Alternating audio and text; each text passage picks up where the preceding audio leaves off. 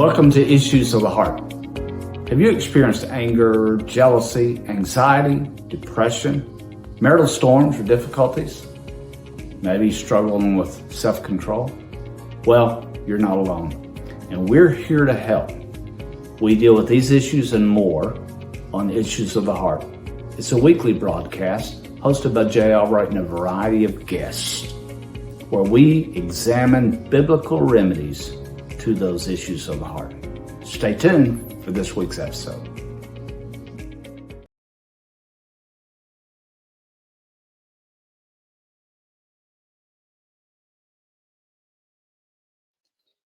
Well, glad you're joining us. The beginning of a brand new year, 2024. I used to make fun of everybody claiming that they were setting out to start New Year resolutions, to maybe to lose weight or to start getting physical exercise or maybe to read their Bible, every day for a year or whatever or maybe not to be angry all the time, whatever that New Year's resolution would be. But I can tell you that, I don't make fun of that anymore because I think it's more of a reset rather than a resolution. So, what a wonderful opportunity God gives all of us. We get to those points in our life where maybe we've messed up, we've made mistakes, and He allows us to confess that and reset and get back on the path He has us to be on and get started in the direction that we need to be going. So, I think today is your opportunity to reset. Start over. Let's get this right. And hopefully this will be a very productive year for you, a year where you'll see a lot of changes and a lot of things happen in your life and in your family. Well, we're going to resume with these anchors in storm or relationships. We've been talking about that. We're going to cover two today instead of just one. And the reason is because I think these two go together so well. One, anchor number 12 is the anchor of laughter. And I think that one is pretty important. And then I think we have number 13, which is the anchor of emotional security. And so we're going to cover both of those today and see how they fit. And remember, I don't know what your storm is right now in your relationship. Maybe it's a pretty serious storm. Maybe you're on the verge of something catastrophic happening, maybe a separation or a divorce or something happening in your relationship. I don't know how far it's gone. I don't know how bad it is. I don't know how deep the hurt goes. But I will tell you that all of us, every person that's living who's married and in a relationship, all of us have been through those times or are going through those times or are going to go through those times where the storm comes and it gets difficult, it gets hard and challenging. And at those times, it's difficult sometimes to figure out what we need to do. And sometimes we need to get help. We get in Scripture, we find out what the Bible says, and we get with our counselor, our pastors. We find out from our pastors what is it we need to do. And other counselors if you need that assistance. But until that happens, we need to throw out an anchor and stop right where we're at. Just be still. Don't make any decisions in the storm. Don't head in critical directions in the middle of the storm. Throw out an anchor and just be still. And let's find out where the problems are coming from. And then let's get a restart. Okay, so we were talking about restarting the beginning of the year. What a perfect time to get a restart in your marriage and your relationship. At the beginning of the year, the first day of the year today. So we're going to talk about a couple of these. And the one I want to discuss with you first is the anchor of laughter. The anchor of laughter. Now, I've been accused of using too much humor too often. For some reason over the years, it's become part of me to use humor in teaching or preaching or counseling. The reason is because the subjects sometimes are so difficult that people tend to accept them more voluntarily if they have a light heart while you're giving them the information. And so that's been one of the strategies over the years that's helped me. But I think that it's also a biblical truth. And let me explain what I'm saying. Couples who laugh together tend to stay together. Couples who laugh together tend to stay together. Now, don't misunderstand what I'm saying. I mean, I know some couples who probably won't stay together who laugh at a lot of things. And I'm not talking about laughing at things. I'm not talking about laughing at society. I'm not talking about laughing at problems and difficulties. I'm talking about laughing together, finding joy in your interaction with each other. The Bible said in Proverbs chapter 17, verse number 22, a merry heart doeth good like a medicine, but a broken spirit drieth the bones.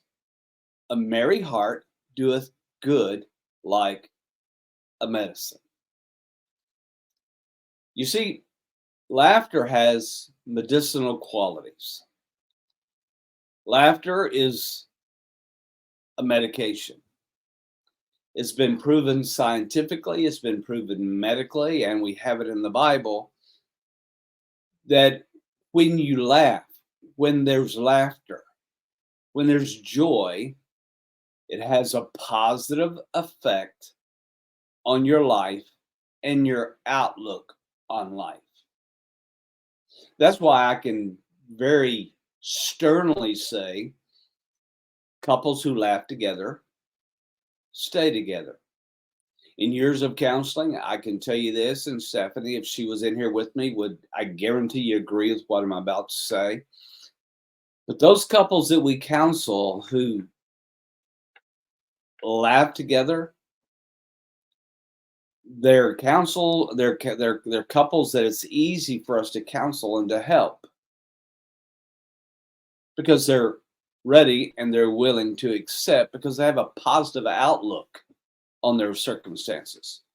People who don't have a positive outlook, they're grumpy, they're angry about everything. They don't have a positive outlook, and they don't see any joy potential in their situation. So remember, laughter has medicinal qualities. If a couple laughs together, that's medicating for the other person. We've enjoyed ours over the years, and we've used this with our kids too.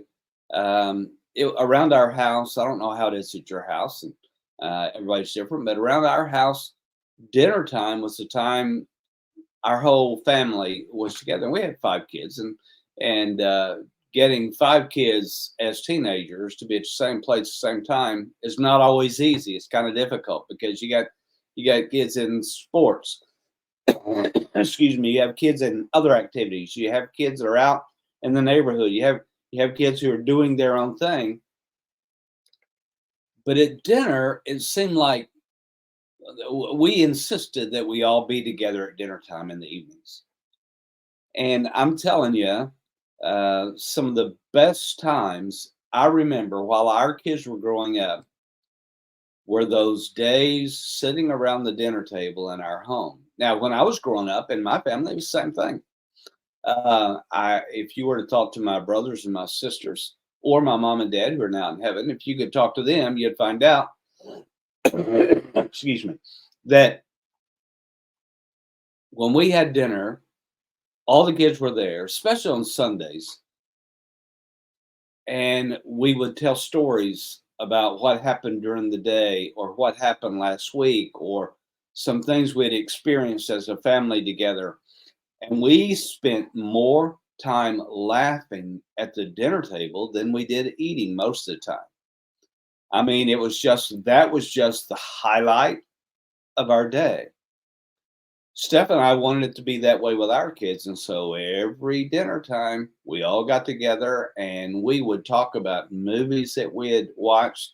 Some of the kids would mimic some of the things they saw in the movies, and we would laugh and enjoy that time together.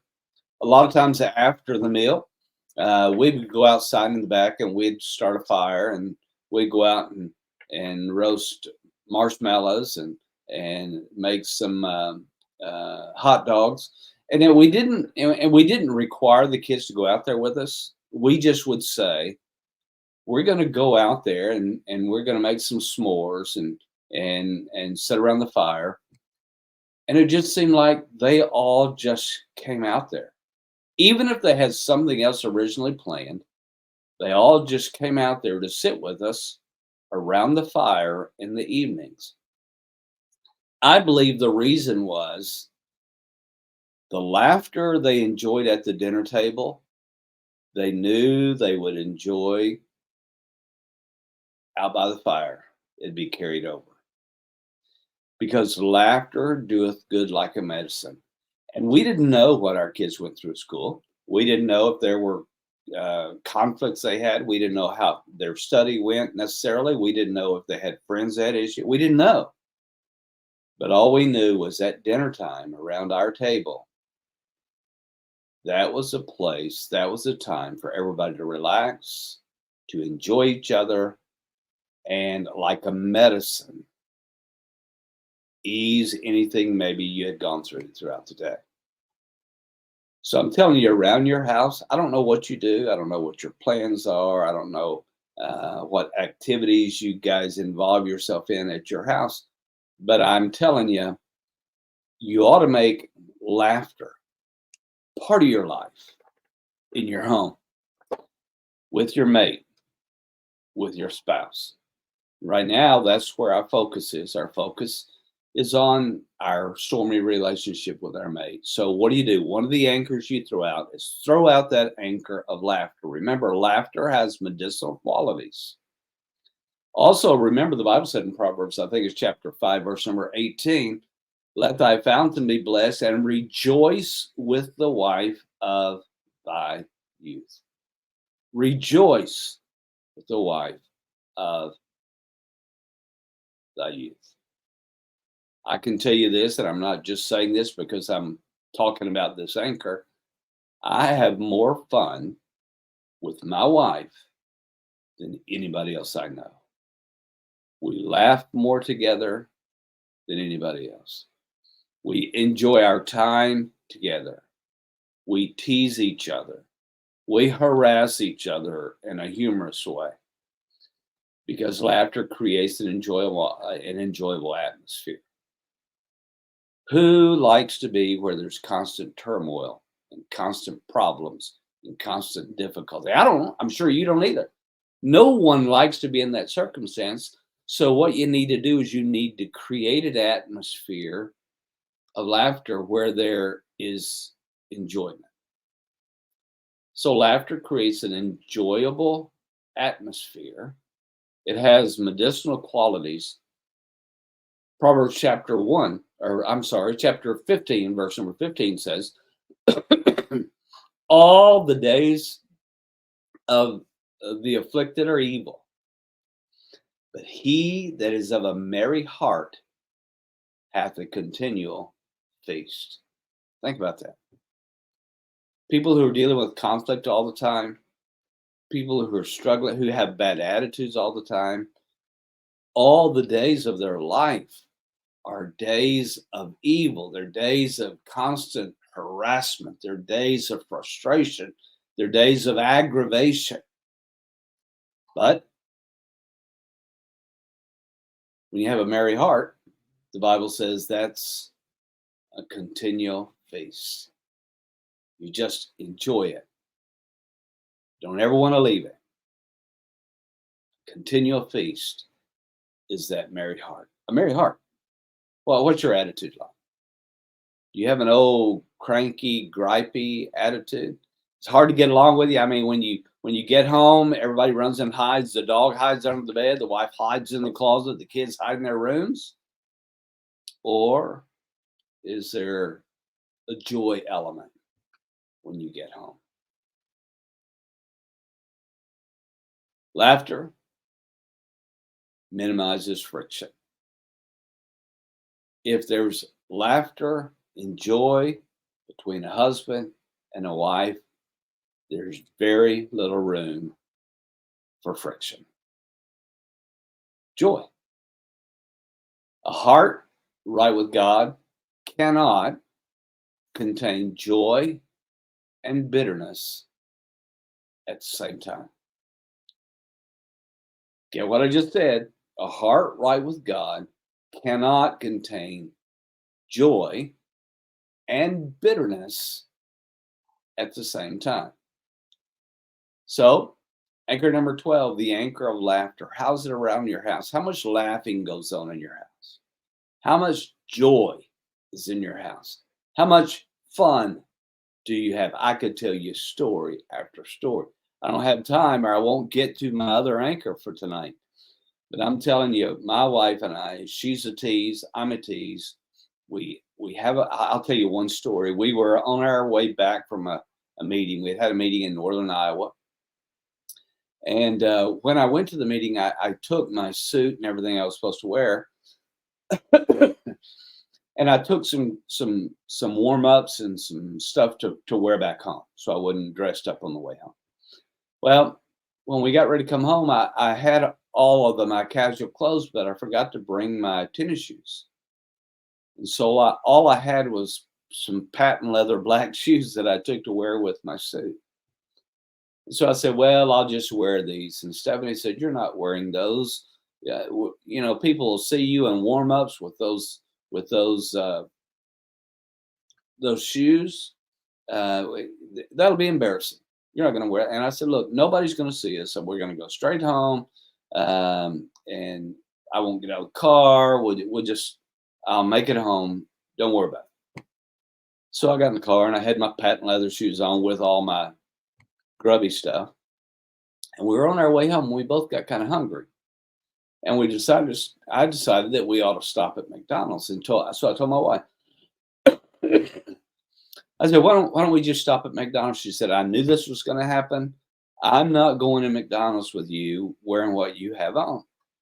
And I said, look, it'll be fine. I said, we'll go and we'll just go to the drive-up window, get our cell phone. Well, when we got to McDonald's, there was a line a mile long at the drive-up window. We didn't have time for that. So I said, look, let's just go in. We'll go in real fast. I'll get back in the corner and you can go up, order our stuff and bring it to us and we'll be fine. So anyway, we went in, I got in the corner. She went up, she ordered what we were going to get. We had our meal, and I always take a Coke and a cup of coffee with me when I leave to drink on my way for the rest of the drive. And so we were headed out to the car, but we had to cross the drive-up window line to get to our car. So here we are. I had these warm-ups on, and these were snap-up warm-ups, that snap all the way up both sides so that, real basketball players were in their game. They just pull them and they come off and they can start playing basketball.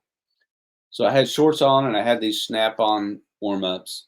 We're headed across there, and I had these patent leather shoes, and we went to step, and all these cars, you could almost feel them looking at us. And then I went to step out, and all of a sudden I felt something on my back. And she had put her hand on my back, and she had pulled those warm-ups, and they unsnapped all the way down both legs.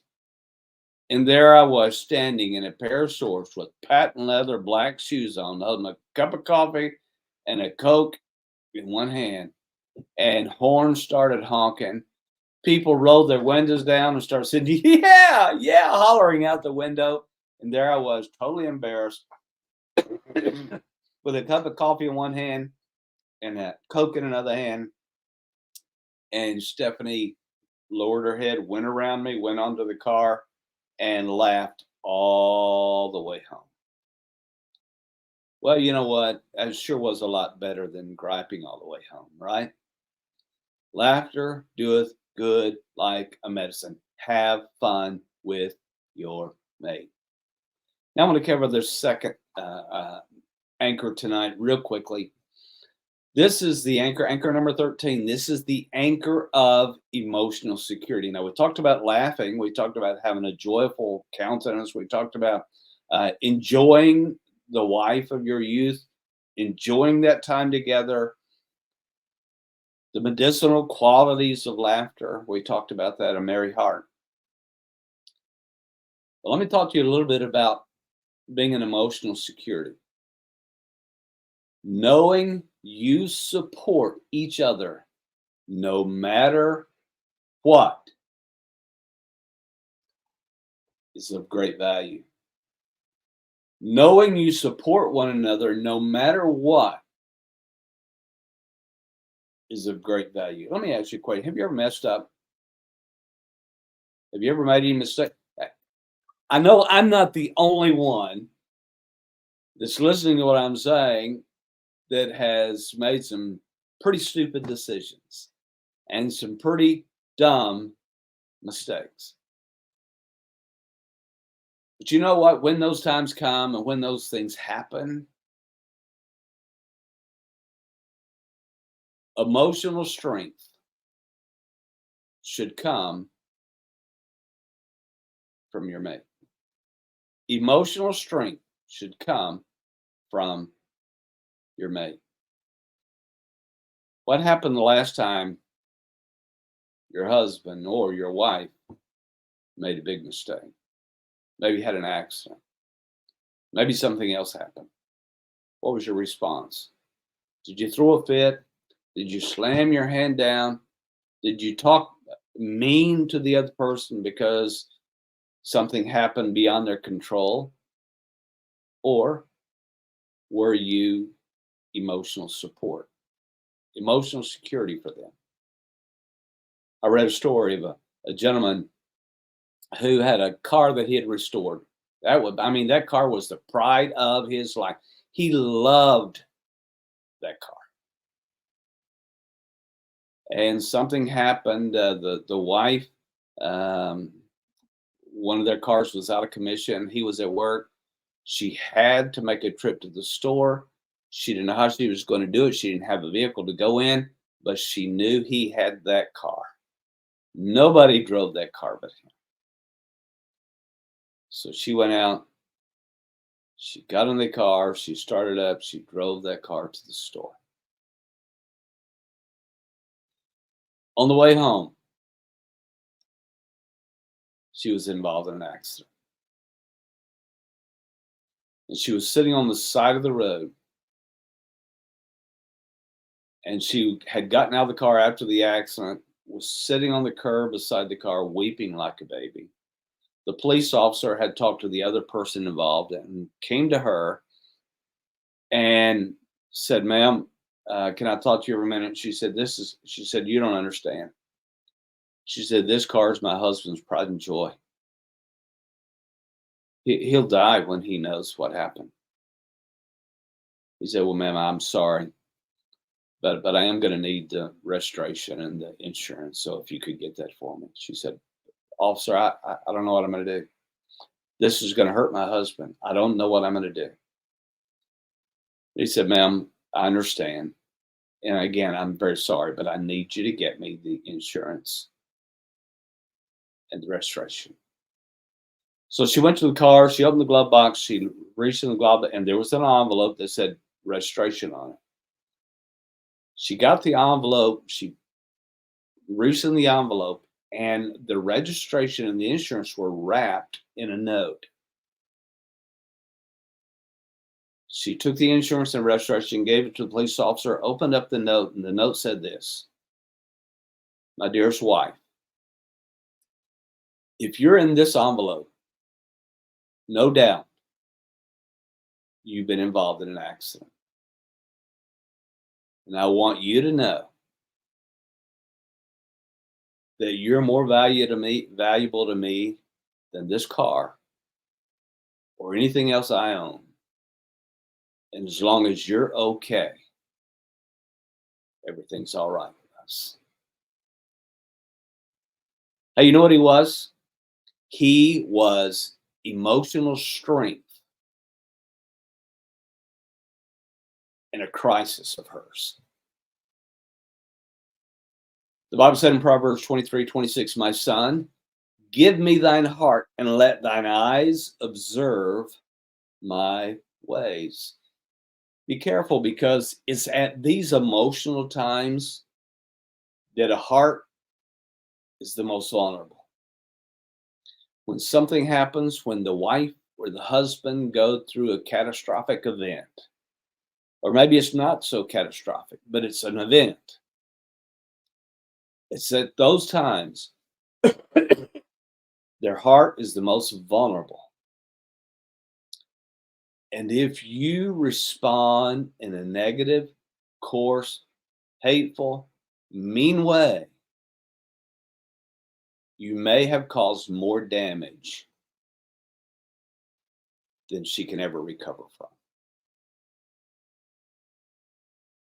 It's at these times the protective covering of the heart is removed because of a tragic events.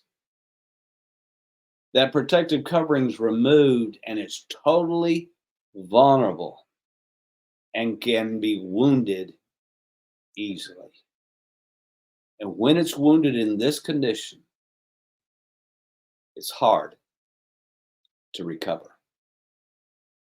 Emotional security is the guarding of the heart.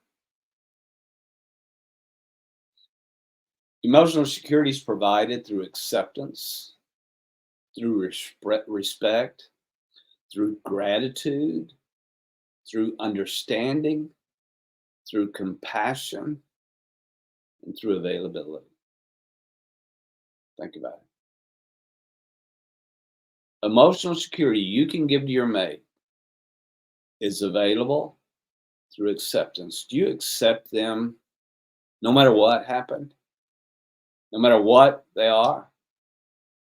I mean, I don't care how old you are, and I don't care all the changes that have taken place. You say, well, you don't understand.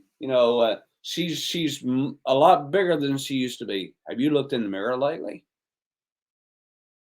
Well, my husband, I don't know, as he's gotten older, he's gotten so fragile and skinny. And well, hey, I don't care if he's so skinny. That if he turns sideways, he looks like a zipper. I don't care. Acceptance is part of what you can use to cover that hurt. Have compassion. So acceptance. Do you accept them no matter what the problem was? Do you respect them regardless of the mistake they made? Do you give them gratitude for the things they do for you they don't have to do? Understanding. Do they get it from you? Well, he's can't remember the way he used to.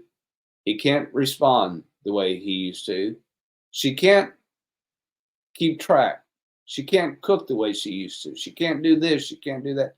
Well, what about some understanding? Compassion. The biggie. What about availability? What about being there for that emotional security, even if it's just to wrap your arms around them for a moment and hug them through the difficulty? That's a key anchor. When the storms come, when the difficulties come, and they will, when the trials come, you bet they'll be there. Throughout that anchor of emotional security. Throughout the anchor of laughter. And just be still. When the laughter and when the compassionate hug calms the storm, now you can figure out how to fix it. Thank you for listening today.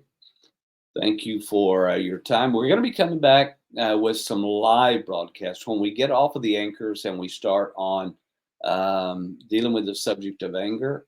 Those are going to be live broadcasts, and we're going to have guests on for those. So hold on to that. Remember, every Monday night, 7 o'clock. Thanks you. Have a wonderful new year, and we'll talk to you next Monday night.